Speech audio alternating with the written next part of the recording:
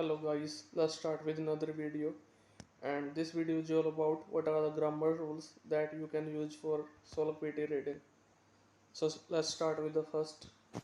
Here is अगर do does did उनके साथ चाहे नोट हो चाहे ना हो उसके बाद ब्लैंक दिया गया तो हम फर्स्ट फॉर्म का यूज़ करेंगे.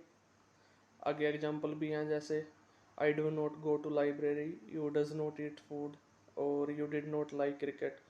यहाँ पे गो ईट और लाइक तीनों ही फर्स्ट फॉर्म है. यानी कि डू डज डिड इनमें से एक दिया गया और उसके आगे ब्लैंक है, और ब्लैंक के आगे चाहे नोट है या ना है, मतलब डू नोट है, डज नोट है, डिड नोट है, तब भी फर्स्ट फॉर्म लगाएंगे हम. डू डज डिड है तब भी फर्स्ट फॉर्म. उसके बाद अगर is am are was were और विल भी दिया गया तो उसके पास या तो हम थर्ड फॉर्म लगाएंगे या फिर वर्ब की first form plus I N G. वो डिपेंडिंग करेगा कि हमारा एक्टिव वॉइस में है या पैसिव वॉइस में है या फिर सिचुएशन क्या है वहाँ पे. जैसे सेकंड एग्जांपल है ये वाला, a kite is flown by Ram. जो फ्लोन है वो थर्ड फॉर्म में, और इसके बाद थर्ड फॉर्म आएगी या फिर वर्ब की first form plus I N G. But ये भी नहीं है कि आपने इनको याद रख लिया एज इट इज. जैसे is am are was were will भी दिया उसके बाद भी थर्ड फॉर्म आएगी या फिर आई एन जी आएगी और आपने याद रख लिया तो फिर वो तुक्के वाली बात हो जाएगी. वो जैसे अब ये जो रेड रेड किए गए ये वाले एग्जांपल हैं दो, यू वर ए टीचर और आई एम हिज ब्रदर और my brother is a doctor. तो ऐसी सिचुएशन में हम सेंस का यूज़ करेंगे, ये नहीं कहेंगे उसके बाद थर्ड फॉर्म क्यों नहीं आई वहाँ पे, टीचिंग क्यों नहीं आया. तो सेंस भी मैटर करेगी. ये नहीं है कि आपने ग्रामर रूल को बस एज इट इज रट्टा मार लिया उनका, और सेंस मैटर करेगी ज़्यादा एज कम्पेयर टू तुक्का मारने के. उसके बाद हैज़ हैव हैड उनके साथ चाहे नोट हो चाहे ना हो थर्ड फॉर्म आएगी उनके बाद अगर ब्लैंक दिया गया तो. आगे एग्जांपल है I have completed my assignment, वहाँ पे कंप्लीटेड थर्ड फॉर्म है हैव के बाद. She has done a job, good job, done भी थर्ड फॉर्म है हैज़ के बाद. ऐसे ही वी हैव ओल्ड बुक्स और they had a new bike. और ये अलग से इसलिए मेंशन किए गए जो ये दोनों ब्लू ब्लू कर रखे यहाँ पे,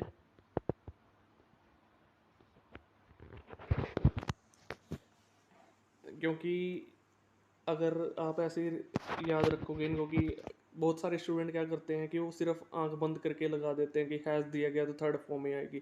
ऐसा नहीं है. हैज़ का यूज हम उसके लिए भी करते हैं जिस चीज़ के ऊपर हमारा अधिकार होता है.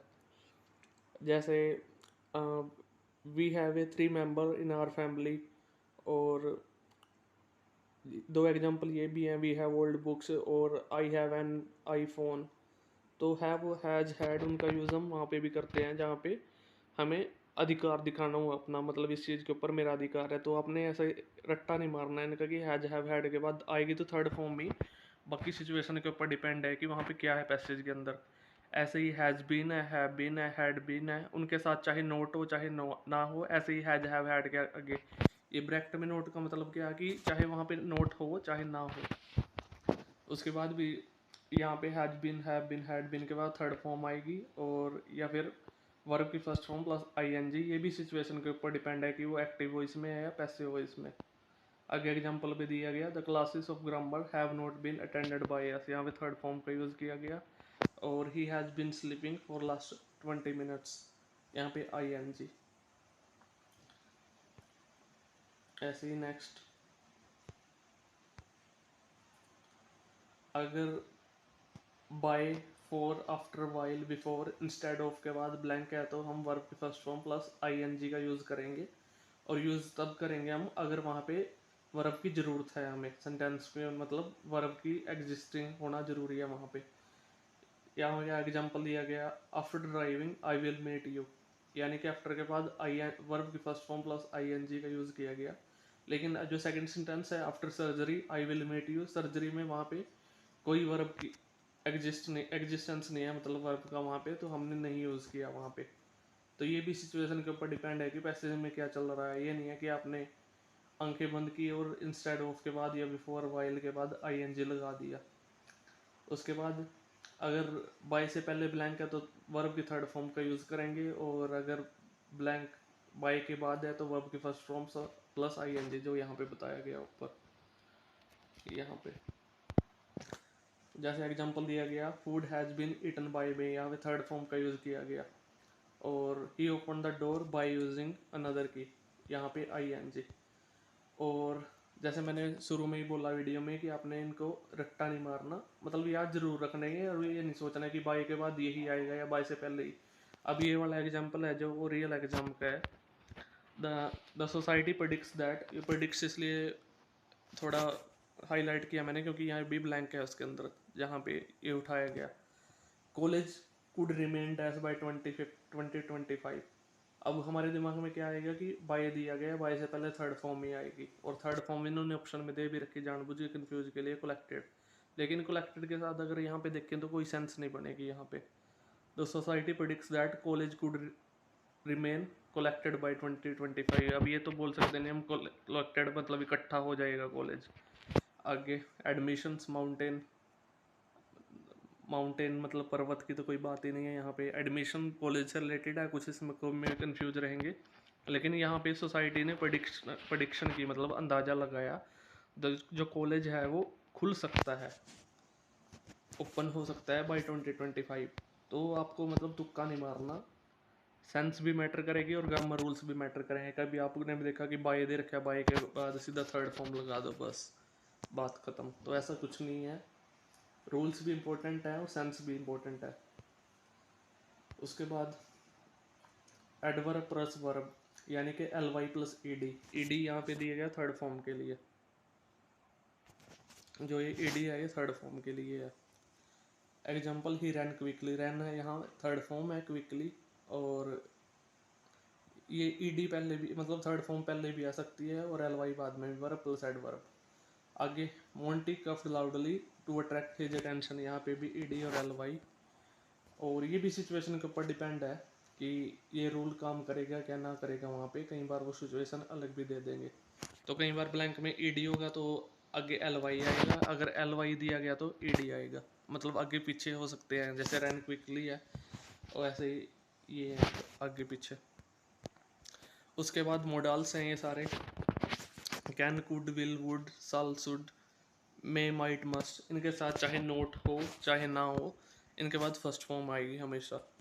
यू कैन प्ले फुटबॉल, यहाँ पे प्ले फर्स्ट फॉर्म है, अगले एग्जाम्पल में कम फर्स्ट फॉर्म है और अगले में प्रिपेयर। और टू के बाद भी फर्स्ट फॉर्म ही आएगी, you need to prepare for your exam. और ये 99% आएगी, टू के बाद फर्स्ट फॉर्म आएगी। कुछ एक चांसेस है जहाँ पे टू के बाद वर्ब की फर्स्ट फॉर्म प्लस ING आएगी, वो भी आगे मेंशन है इसी वीडियो के अंदर अगर आप कंप्लीट देखोगे उसको। आगे एन या फिर ए,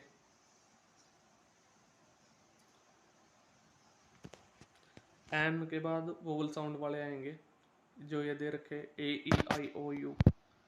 और जैसे आगे एग्जांपल दिया गया, an apple, an umbrella, an example. और ए के बाद कंसोनेंट साउंड वाले आएंगे। कंसोनेंट साउंड वाले मतलब जो 21 लेटर्स बच गए अल्फ़ाबेट के, इनके अलावा AEIOU के अलावा। जैसे a car, a boy, a tree, हम ए एप्पल नहीं बोल सकते और एन कार नहीं बोल सकते। उसके बाद जो एग्जाम में आएंगे वो इस टाइप के आएंगे आपको PT के अंदर। एन के बाद ऑप्शन दे दिया जैसे इन्वेस्टिगेशन, कैटलॉग, एरर्स और लॉयर्स। अब एन के बाद ना तो कैटलॉग क्योंकि ये कंसोनेंट है, लॉयर ये भी आने से गया। सो हमारे पास बचे दो, इन्वेस्टिगेशन और एरर। अब स्टूडेंट इनके बीच में भी कंफ्यूज रहेंगे कि एन के बाद इन्वेस्टिगेशन लगाएं या एरर्स लगाएं। और कई बार आपको सिचुएशन ऐसी मिलेगी कि आपको लगेगा कि जो सेंस बन रही है उसके अंदर वो एरर्स ही है। लेकिन आपको ये ध्यान रखना पड़ेगा कि एन को हम हिंदी में क्या बोलते हैं, वन, यानी कि एक बोलते हैं। एन एप्पल एक सेब, एन अम्ब्रेला एक छाता, एन एग्जाम्पल एक उदाहरण। ऐसी तो एन के बाद प्लूरल नहीं आएगा क्योंकि एरर्स एक से ज़्यादा हो गया, इसमें एस दिया गया, प्लूरल है ये। और कई बार आपको लगेगा ऐसा कि प्लूरल ही आंसर है इसका, बट आपको ये भी याद रखना कि एन को एन के साथ सिंगुलर ही आएगा क्योंकि एन है ही एक। उसके बाद ए के बाद कंसोनेंट साउंड वाले आएंगे। ए के बाद जैसे इमेजिनेशन दे रखा, ये एन इमेजिनेशन बोलेंगे हम, एन अपॉर्चुनिटी बोलेंगे। अब ट्रीज में एस दे दिया उन्होंने। और ये भी मिलेगी आपको सिचुएशन एग्जाम के अंदर। कई बार आपको लगेगा ट्रीज की बात की कर रहा है वो, लेकिन ए भी ध्यान में रखना आपको कि ए का मतलब ही एक है वहाँ पे। सो ए बोर्ड इज जिस, यहाँ पे इसका ए बोर्ड ही आंसर आ जाएगा। उसके बाद AN1, जैसे कि मैंने पहले ही बोला तीनों का मतलब एक ही है। ए को भी हम एक बोलेंगे, एन को भी एक, वन को भी एक, तो सिंगुलर ही आएगा उन तीनों के बाद। उसके बाद आगे अगर दिस के बाद ब्लैंक है तो वहाँ पे सिंगुलर आएगा, दैट के बाद ब्लैंक है तब भी सिंगुलर।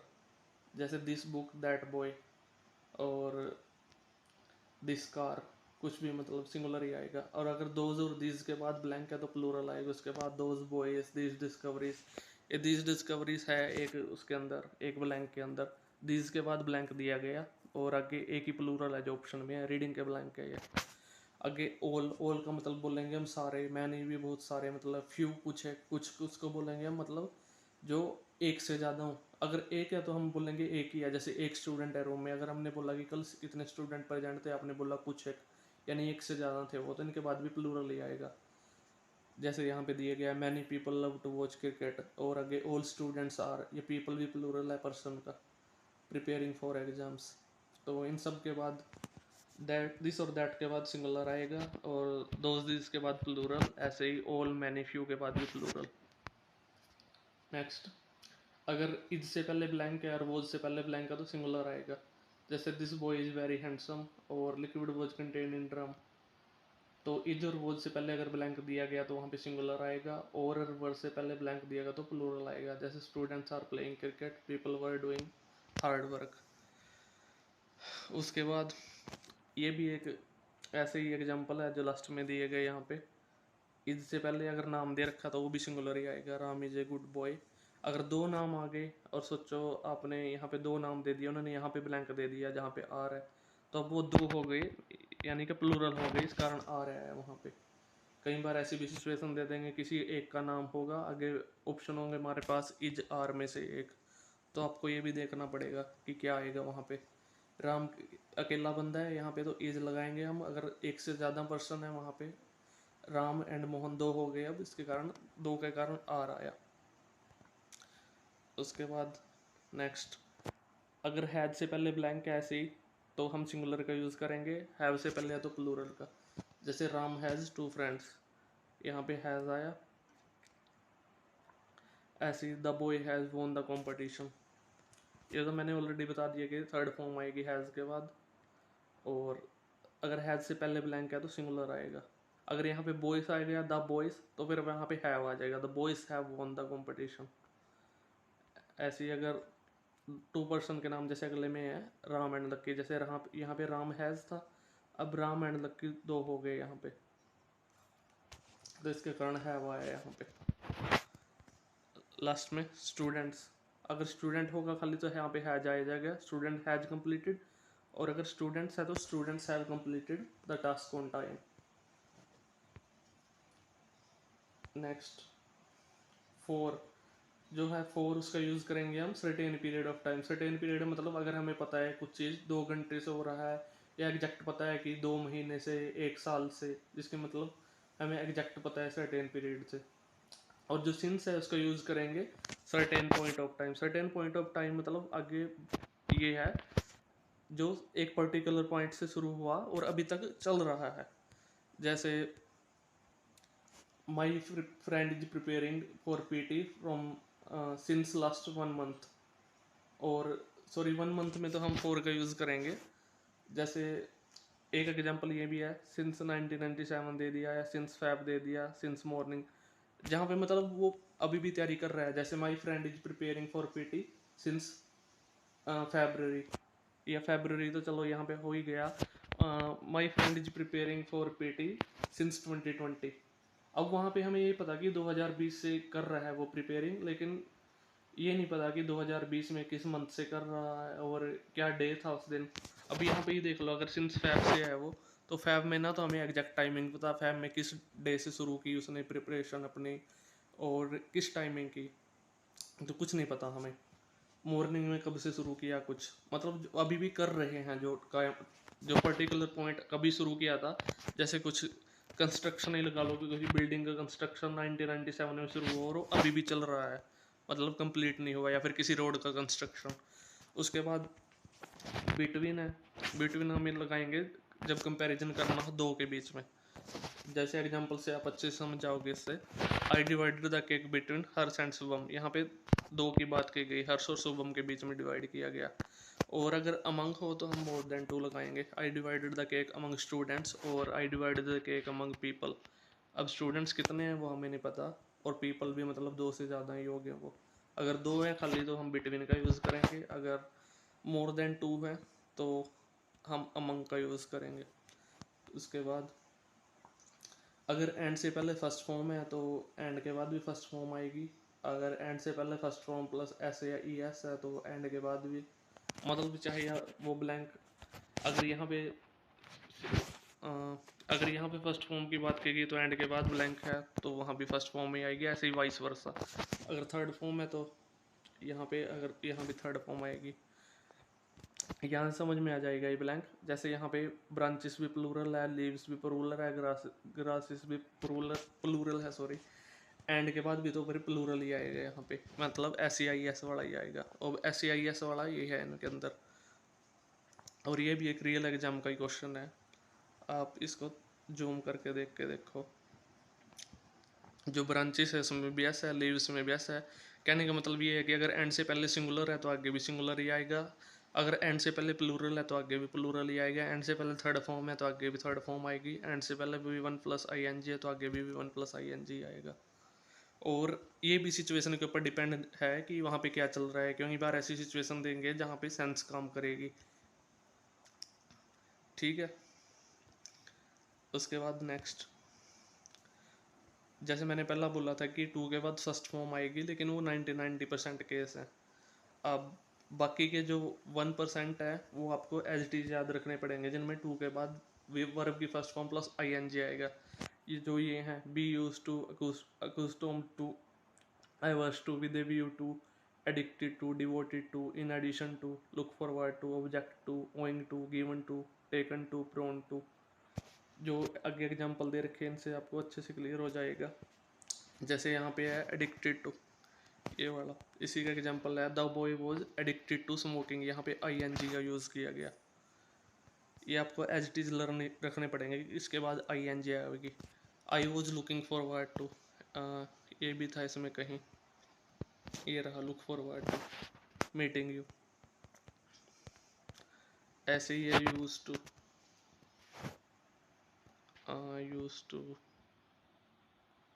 यूज टू शुरू में ही दे गया, बी यूज टू, जो फर्स्ट में ही है बी यूज टू। तो ये आपको एज इट इज याद रखने पड़ेंगे।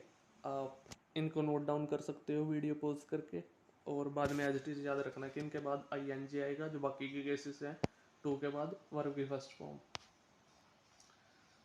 इसके बाद next, in case of imaginative sentences, मतलब जिसके अंदर इमेजिनेशन की बात की गई, या फिर जो नॉन रियलिस्टिक हो, मतलब असली ना हो, आई एम सॉरी, मतलब जो रियल ना हो, उन सिचुएशन में हम वर्ब का यूज़ करेंगे वॉज की जगह पे। अब एग्जांपल से क्लियर हो जाएगा, ये कहने के चाह रहे कि आई विश में मतलब वो इमेजिन कर रहा है कि ऐसा हो जाए।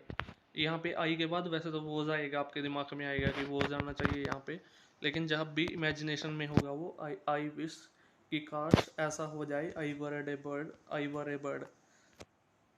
ऐसे ही if I were bird, if भी वही है, मतलब वो इमेजिन कर रहा है कुछ चीज़। आई वुड फ्लाई, अगर मैं पक्षी होता तो मैं आसमान में उड़ जाता। आगे भी यही है, if I were you I would enjoy, यानी कि वोज की जगह पे वर आएगा यहाँ पे, जहाँ पे भी इमेजिन करेगा कोई भी कुछ भी। और इसके अंदर किस किस कैसे पता लगेगा कि इमेजिनेशन का सेंटेंस है, वहाँ पे यूज होगा आई विश का, जैसे फर्स्ट वाले में है यहाँ पे। और एज दो का, इफ़ का, एज इफ, आई इफ का तो देखो ये सारे एग्जाम्पल इफ के हैं। वुड दैट का, सपोज का, मतलब भी जहाँ पे भी वो इमेजिन करेगा चीज़ों को, वहाँ पे हम वोज का यूज करेंगे वर्क प्लेस पे। वैसे तो आई के बाद वोज ही आएगा, बट इमेजिनेटिव सेंटेंसेस होंगे जहाँ पे इमेजिनेशन की बात की जाएगी, वहाँ पे हम वोज का वोज की जगह पे वर्क को यूज़ करेंगे। एग्जाम्पल से आपको क्लियर हो जाएगा सारा कुछ, कि अगर ऐसा काश ऐसा होता तो मैं ये करता, जहाँ पे इमेजिनेशन की बात हो। उसके बाद अगर जो सब्जेक्ट है हमारा वो इन सब से जुड़ा हुआ हो, एज वेल एज से, अलोंग विद से, टुगेदर विद से, एंड नोट से, ये जितने भी दिए गए यहाँ तक, नथिंग बट तक। आगे दिया गया the verb will agree with the first subject. अब इसका क्या मीनिंग है कि जो वर्ब है जो फर्स्ट सब्जेक्ट को एग्री करेगी। ये भी अब एग्जाम्पल से क्लियर हो जाएगा। जैसे Sachin as well as his parents is coming. अब पेरेंट्स के बाद आपके दिमाग में आएगा कि आर क्यों नहीं आया, तो इसका यही मतलब है जो वर्ब है वो फर्स्ट को सब्जेक्ट मानेगी। अगर ये सब दिए गए जितने भी हैं, ये जितने भी हैं इसके अंदर, अगर ये सब दिए गए उसके अंदर सेंटेंस के अंदर, तो जो वर्ब है वो फर्स्ट को सब्जेक्ट मानेगी और will agree with the first subject. मतलब कि जहाँ पे सब्जेक्ट सचिन है तो इसके कारण इज आया, सचिन के कारण। अगर ये दिए गए एज वेल एज या विद, अलोंग विद, या जितने भी हैं ऊपर। अब अलोंग विद का है the captain along with the sellers. Sellers के बाद आपके दिमाग में आएगा वर क्यों नहीं आया, तो आपको ये भी एज इट इज लर्न रखने पड़ेंगे कि अगर ये आया किसी भी सेंटेंस के अंदर तो जो सब्जेक्ट होगा वो फर्स्ट वाला माना जाएगा। ऐसा ही my father unlike my grandfather, sorry grandparents is very strict. अब ग्रैंड पेरेंट्स के बाद भी आपके दिमाग में आएगा कि आर क्यों नहीं आया, फिर वर क्यों नहीं आया, तो फिर आपको ये भी एज इट इज लर्न रखने पड़ेंगे कि अगर ये आए सेंटेंस में तो जो वर्ब है वो फर्स्ट को सब्जेक्ट मानेंगे, जो शुरू में जिसकी मेन की बात की जाएगी। ये आया as well as with, along with, together with, या जितने भी दिए गए यहाँ पे, no less than, nothing but. आप वीडियो पॉज करके नोट कर सकते हो इनको भी और उसके बाद लर्न कर सकते हो। उसके बाद next video, sorry next slide.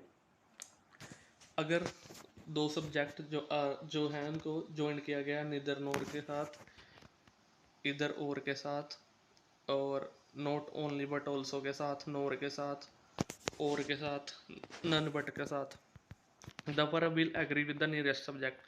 अब पिछली स्लाइड में तो हमने बात किया गया कि वो फर्स्ट को सब्जेक्ट मानेगी, लेकिन इस सिचुएशन में अगर ये दिए गए neither nor either or, not only but also, nor or, none but, तो हम इसमें the verb will agree with the nearest subject. अब नियरेस्ट सब्जेक्ट का मतलब क्या है वो भी हम एग्जाम्पल से समझेंगे।